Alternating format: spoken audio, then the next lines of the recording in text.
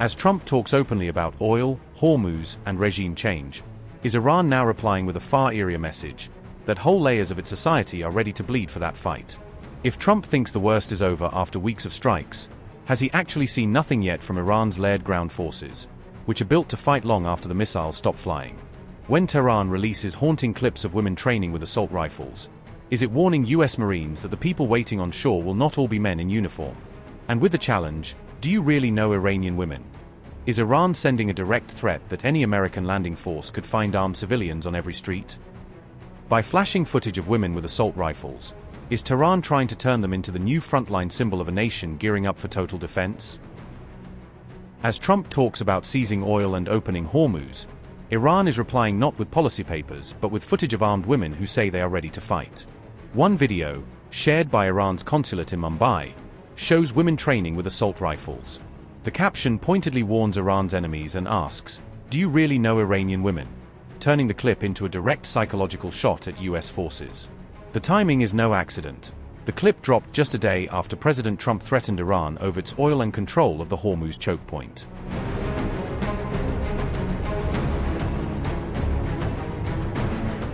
On April 3rd, Donald Trump said the US could open Hormuz, take the oil, and make a fortune, openly tying military action to potential spoils. He described it as a potential gusher for the world, hinting that seizing Iranian oil could be sold as both strategic and profitable. He then doubled down with another post, "Keep the oil, anyone," pushing the rhetoric from deterrence toward outright resource grab.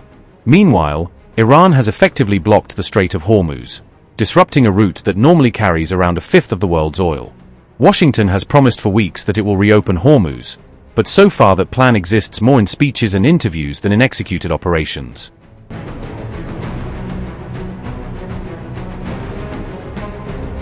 On March 27th, the US sent about 3,500 Marines and sailors aboard the USS Tripoli into the region as a visible ramp-up. Those forces joined thousands already in place, pushing total US troop numbers in the broader theater above roughly 50,000. The 31st Marine Expeditionary Unit is now on station as part of what the Pentagon calls expanded options if Trump orders a move.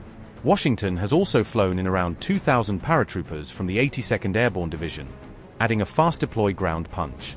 Behind closed doors, officials are reportedly weighing whether to send those forces toward a ground move to seize Karg Island, Iran's key oil hub.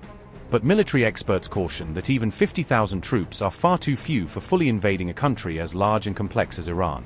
Iran's vast size, a population around 93 million and rugged terrain make any talk of long-term occupation an extremely hard proposition. Analysts point out that the 2003 invasion of Iraq involved roughly 250,000 coalition troops, many times more than the US has in theater today. So as Trump weighs his next move, Iran is working just as hard to project the image of an entire nation ready for total defense.